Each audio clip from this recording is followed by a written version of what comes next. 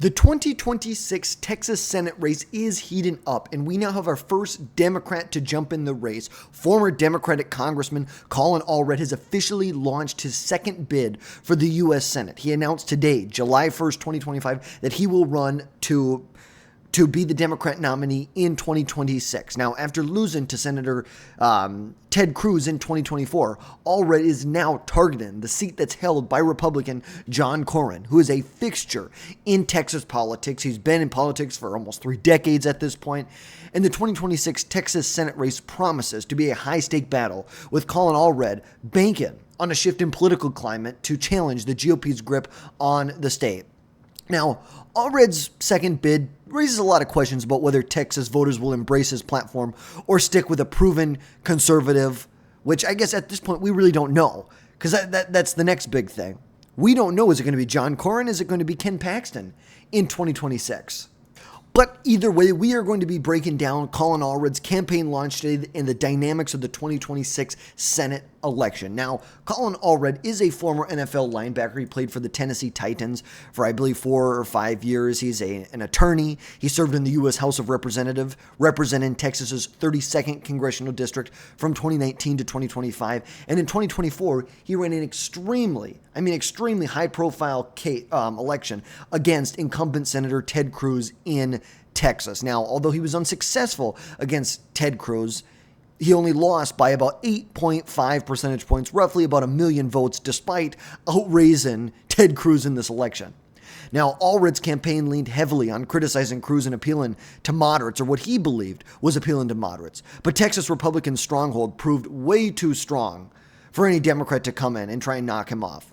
And now Allred's second bid for the U.S. Senate focuses on themes of fighting corruption and lowering costs for working families, even though it was him and the Democrats that raised costs for everyone. He's going to try and flip the script. We can't let him do that. Hell no. But Allred's messaging may resonate with some suburban voters, but his past support of Biden-era policies, like open border immigration, like extreme gun control, will alienate the Texas conservative base, which is required if you want to win in Texas. You have to win the conservative base. It is such a big base, you cannot compete unless you win at least a faction of it. That's just a reality. But the thing is Allred's favorability is notable. Right now, as of May 2025, Allred had the highest favorability among potential Democrat Senate candidates in 2026. But let's be honest. The last time Texas elected a Democrat to the Senate, I believe, was it 88? 88. That was the last time the Texas elected a Democrat to the Senate. The last time a Democrat actually won statewide in Texas was in 1994. So we are talking, it was when George H.W. Bush became president. That was the last time Texas won. Like, this is how wonky things were, is Minnesota went to the Republicans by 15 percentage points in 1988. North Dakota went to the Democrats by 20 points. Like, that's what a different world we lived in 40 years ago, 30 years ago at this point. But either way, the 2026 Texas Senate race is shaping up to be one of the most watched in the country because there will be national implications, especially considering the fact that Senator John Cornyn and right now his primary opponent, if we can find this right here, John Cornyn and Ken Paxton. This is going to be big. This is a tough primary challenge from Texas Attorney General Ken Paxton, who is a firebrand conservative, who's more aligned with the conservative base. But as of right now, Ted Cruz is not endorsed in this race, and neither has President Donald Trump. Neither one has endorsed in this race. As of right now, of course, John Cornyn has racked up endorsements from other senators that he works with on a day-to-day basis. So we're going to see exactly what happens, but look at this. Look at this right here. If you're looking at the polling, Ken Paxton leads in almost every single primary poll that you're looking at right here. Every single one. Now, Cornyn, who is a former Senate whip, has a track record of delivering for Texas. He delivered tax cuts, border security. But some people in the Republican Party view him as too moderate. Too moderate. Even though according to the New York Times and data from ABC, which used to be 538, They found that John Cornyn voted with Donald Trump and his administration 94% of the time. 94% of the time. He aligned with him on major priorities like tax cuts, the Tax Cuts and Jobs Act, judicial confirmation. He is a reliable conservative. Yes. Is he the most ideal conservative that you could possibly imagine? No, he's not. But I can only think of about 2 or 3 ideal conservatives in America that I would like. That like, this is the most ideal person ever. It's kind of insane, the fact that Republicans, this is the battle that they're choosing to pick. Because the reality is, if Ken Paxton becomes the nominee, look, I have this as a likely Republican seat. If Ken Paxton becomes the nominee, it's going to move to a lean.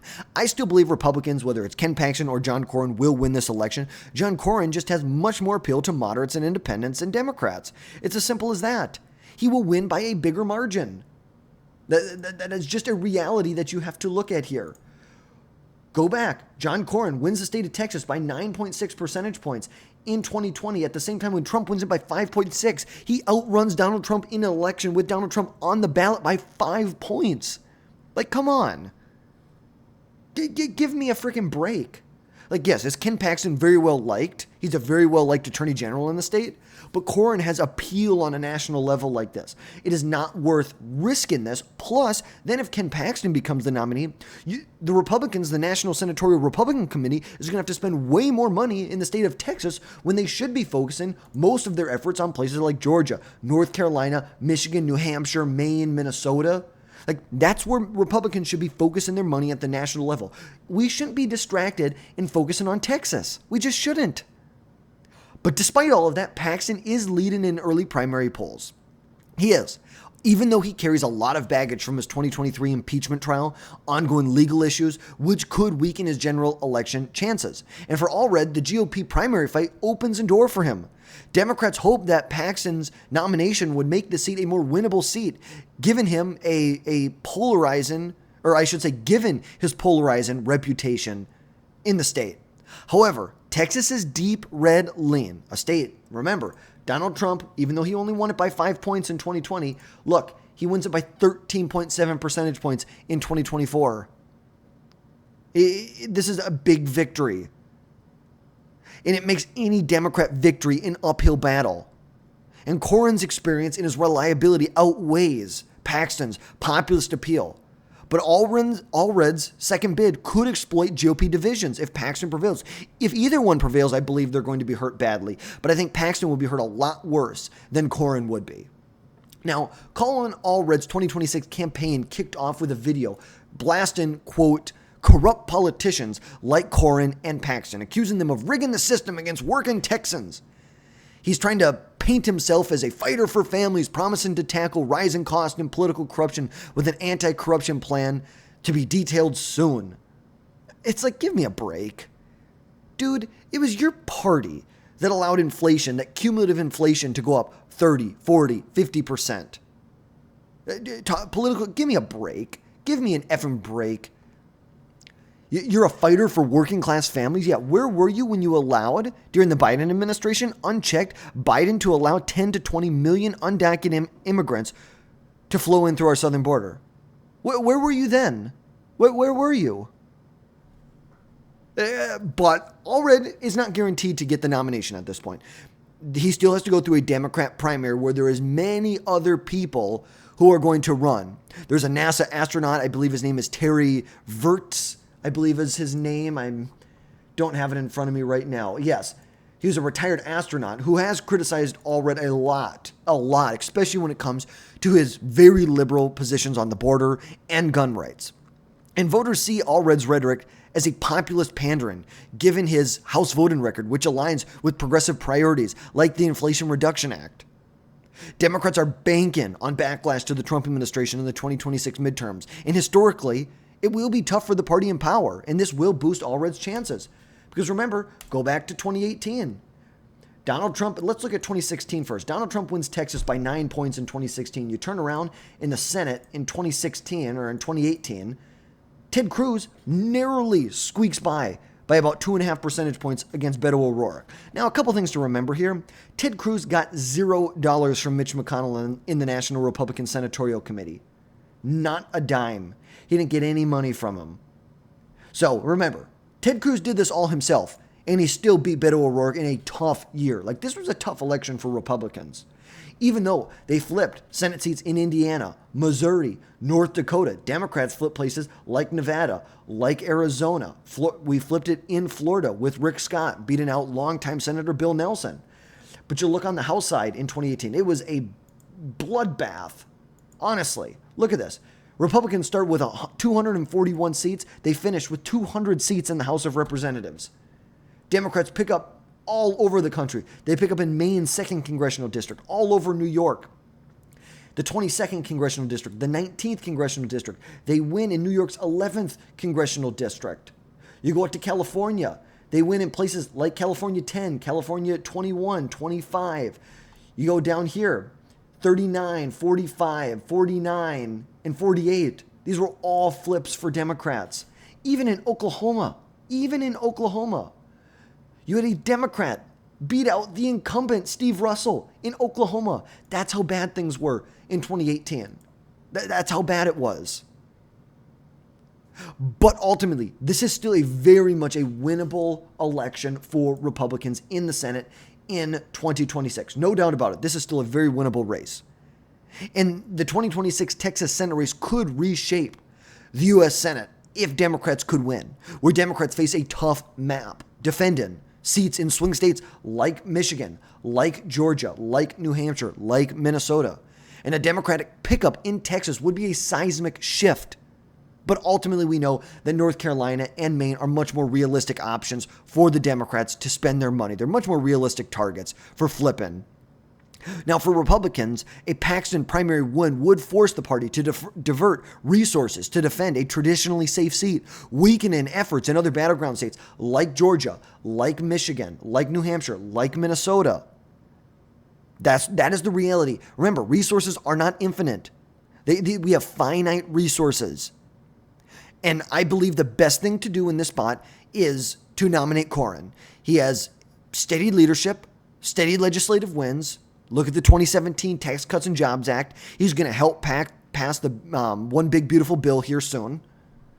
He's been strong on a lot of things. Yes. Is he willing to go across the aisle and work with Democrats on the other side? Yes. But when you vote with Donald Trump 94, 95, 96% of the time, I'm sorry, this is a waste of money. This is a headache that's waiting to happen. This could be shooting yourself in the foot. Resources are finite. You need to act like resources are finite.